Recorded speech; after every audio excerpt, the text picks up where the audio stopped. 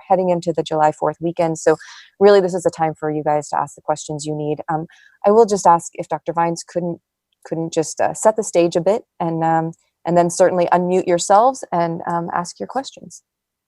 Sure. So thanks, Kate, and good afternoon, everybody. I'm Jennifer Vines. I'm the Multnomah County Health Officer. We are at the approximately 6-month mark of this global pandemic. We're also on the eve of a cherished summer holiday weekend in the Pacific Northwest. And as we told our Board of County Commissioners this morning, we have many, many more months to go, and it's probably not going to be a linear process because we, as you all well know, we're learning and responding at the same time. So we continue to see cases in the metro area. We continue to monitor hospital capacity, supplies of personal protective equipment. The state last Friday put out modeling suggesting a few trajectories for this month of July. Again, none of them certain, but potentially accelerating the virus spread and resulting in more hospitalizations than we want to see, and potentially more than we might be able to accommodate. So we're paying very close attention, and we're really asking people, again, on the eve of this holiday, to take precautions because we do have control, and there are things we can all do to slow the spread of this virus and keep each other safe and keep our community as open as it can be. So this will all be very familiar, but again, people should not be socializing if they're feeling at all unwell. We're asking people to limit their social contacts to their household and their close social contacts that they've already reconnected with. So we're asking people to hold on reestablishing new connections with others. We're asking people to stay outside because outdoors in general is lower risk than indoors. And we're asking people to maintain the 6-foot distance and absolutely use a face covering, as is now required across the state through the governor's order. So we're happy to take your questions, but that's where we are right now as I see it.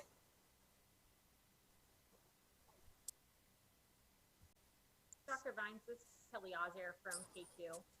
Given what we saw over Memorial Day weekend and then the weeks following with spikes in cases, should counties be doing more? Would you recommend shutting down certain parks or recreating areas as we go into this 4th of July weekend, and it's well known for large barbecues and get-togethers?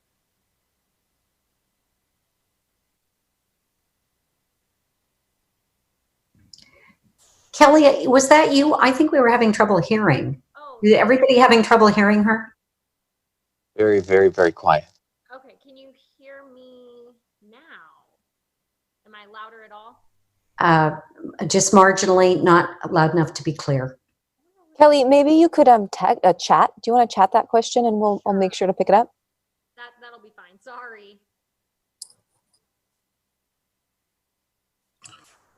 I have a question. Go ahead, Simon. Dr. Vines, there are youth and sports tournaments scheduled for the Portland area throughout July and August. What's the county's guidance on that? Sure. So I would actually have to look at the state guidance for youth gatherings. Again, outdoors tends to be lower risk, but I'd have to actually review the state level guidance and get back to you on that.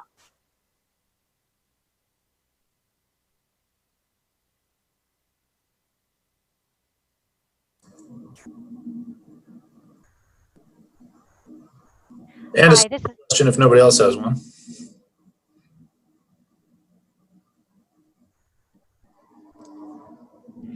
I do have one, but go ahead if you want to go first. No, go ahead. That's fine. I'll wait.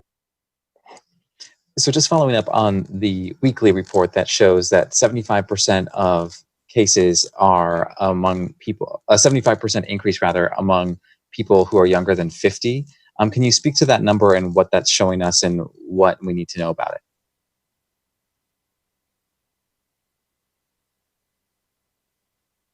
Sure. So Kim Taves is actually closest to that data. So Kim, do you want to respond?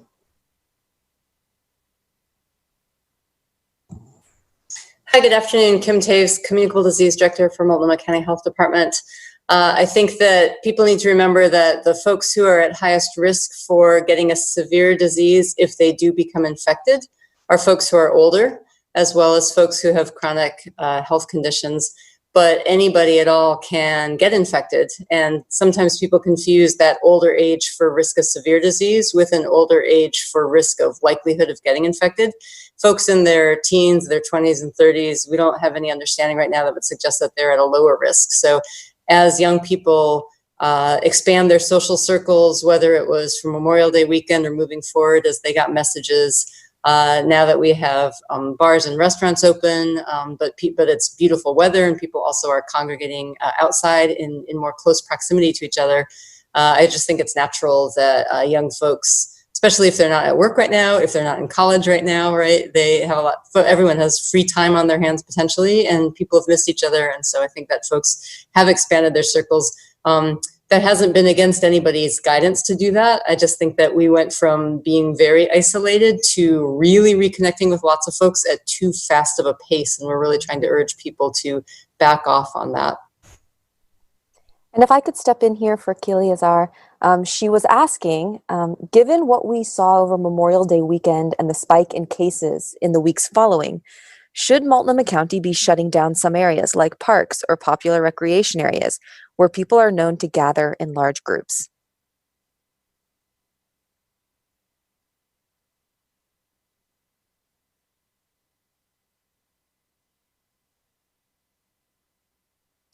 I don't know if Rachel, you want to take a stab? Sure, thank you. So, thank you for the question. I know that that's on folks' mind of what other policies or requirements might we put into place. I think we have really been looking at social networks. So part of it is about where people gather and which the parks question would indicate. I think more importantly, it's who they're gathering with and the proximity to those in which that they're gathering around. And so, to Dr. Vines's recommendation about asking people not to engage with anybody who's outside their household or with anybody who they haven't already reconnected with in the past couple of weeks is really important. Clearly, we want to see people in face coverings. Definitely urging people to wear face coverings indoors per the governor's requirement, but also outdoors. And once again, just maintaining that 6 feet of social distance. I think we're going to continue to look at our data and where we're seeing infections and would be looking at other policy options if that's what we needed to be doing. Hi, this is Helen Jung with the Oregonian's editorial board. I'm not sure who this question would be for, but I have a question related to enforcement of the face covering mandate. If there's a membership association or a church, for instance, where individuals aren't wearing masks, who would be the, enforcement entity on that, or who should people call?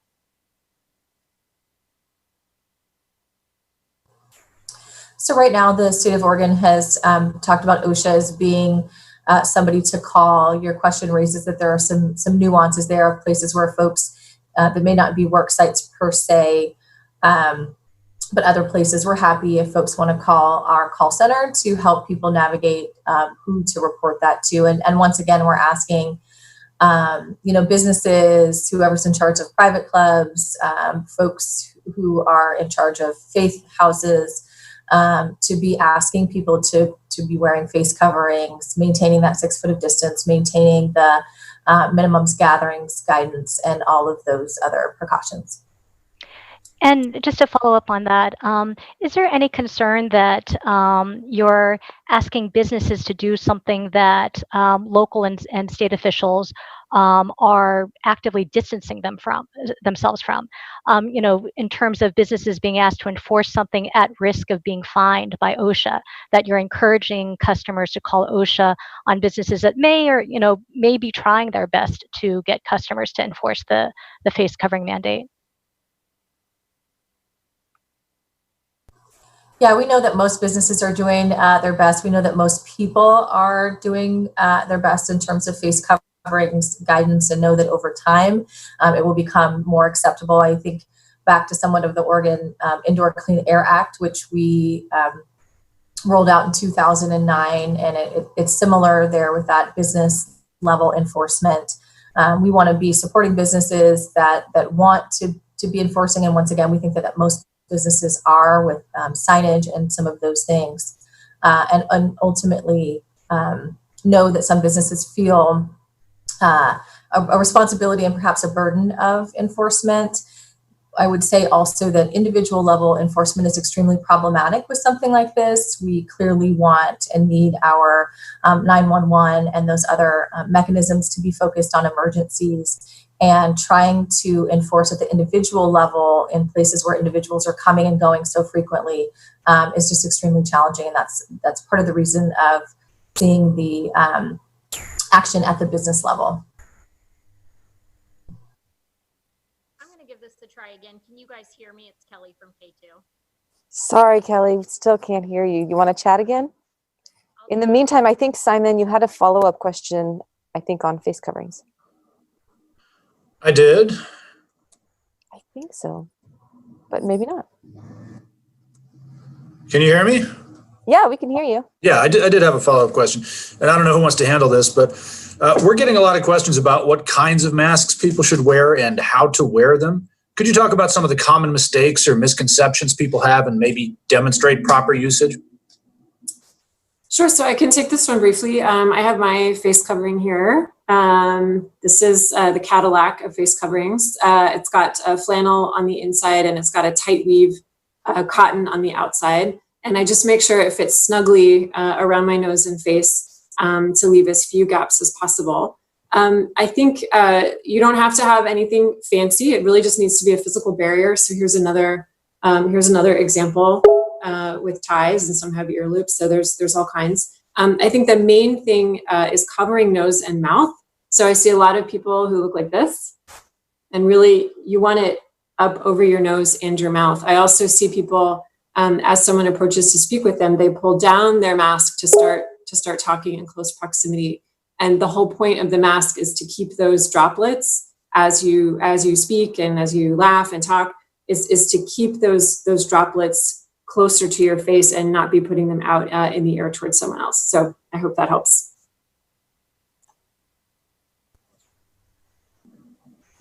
And to follow up on the earlier question, if you have a moment,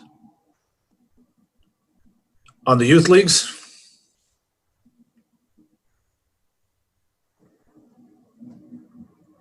Go ahead, Simon.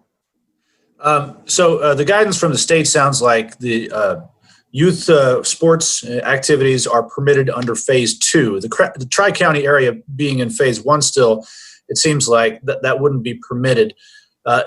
Will there be any effort from the county to reach out to some of those organizations and say, hey, maybe we should wait on this or postpone this?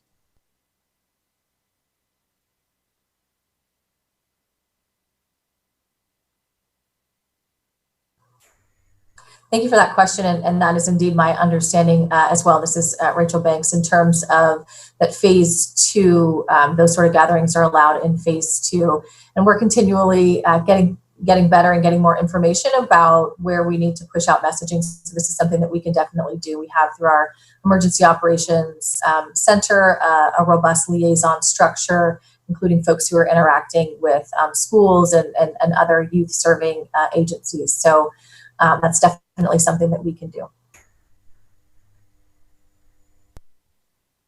Okay, last time. Can you guys hear me? I can hear you slightly, but I don't think the speakers can. Okay, I'll send it to you, Kate. Sorry. Alrighty. And this is Helen Jung again with one more question. The governor's office has clarified that local health authorities do have the power to enforce the mask mandate. You know, understanding that it's not a good idea for people to be calling 911. Is there anything that people can do to, for instance, membership associations or whatever, with the health department, where the health department itself will get involved to enforce this? So this is Rachel Banks. A couple of thoughts there. One is just, once again, signage. The health department is providing signage to folks. We found with other behaviors that signs, we have these really great motion sensor lights. Apologize for that. So once again, we will be providing that information and signage to folks. Most people, when they understand the rules, do follow them. And the other piece is that we will be doing enforcement for businesses that we enforce through current mechanisms such as the restaurant inspections. So there are those businesses in which we will be doing enforcement of the mask mandate along with other food safety requirements and other things that we are enforcing in that current mechanism. And this is Kate here for Kellee. She's coming back in this, looking at the 4th of July weekend, and just given projections showing that we could overwhelm our healthcare systems if cases keep rising. Why not put in a stricter mandate during the 4th of July weekend?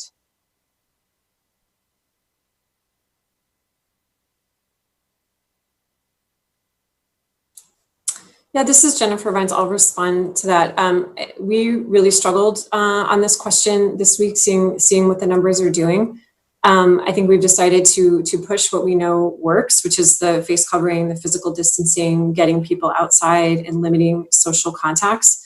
Again, we're going to be watching numbers really closely. The state also has the prerogative to take action, so that I know my state colleagues, and I suspect the governor, are watching things very closely. But heading into this weekend, we're really urging people to do, again, what we know works in terms of slowing the virus spread.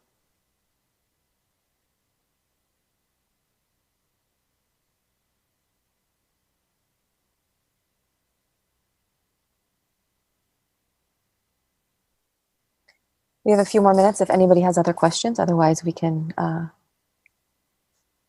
let people head into their Thursday. Kellee, one more question. Given projections, one more question. Oh yeah, she's okay. I'm ready for you if you want to chat it, Kellee. In the meantime, if anybody else has another question.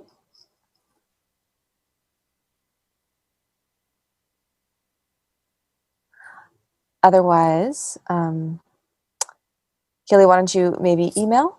Nope, got it right now. With masks now being required, do we think it will be enough to really slow the curve with counties phasing open?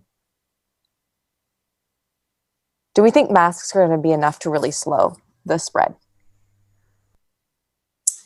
I will just say, and then I'll let Rachel chime in. There are studies that suggest that between masks and 6-foot distancing, we can actually decrease viral transmission by quite a bit in the 80% range. So again, those are based on modeling, but it is a way to allow people to socialize and reconnect with. I shouldn't say reconnect, because we're asking people not to specifically reconnect, but to stay connected to their households and maybe people that they've reconnected with in the last month.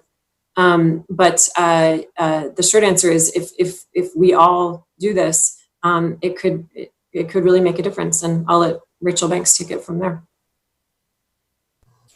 Yeah, thank you for that. I agree. And just as a reminder that it's really the combination of a variety of different interventions that are going to give us the best impact. So face coverings, as Dr. Vines said, 6 foot of distance, of course, that hand hygiene, and also recognizing, which I think people, as they've reconnected with their loved ones, don't fully necessarily understand that risk as well. So we're constantly wanting to make sure that folks understand, although we may have our guard down with people that we love the most, that the risk of transmission is still there as well. And so to consider, in addition to using masks and face coverings when required, also perhaps within households, around loved ones as you're connecting or as you have been connecting with folks. So all of those, I think, definitely have a great chance at reducing cases.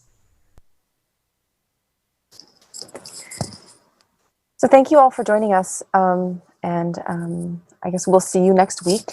I hope you all get some time off this weekend to enjoy, and thanks for tuning in. Bye, guys.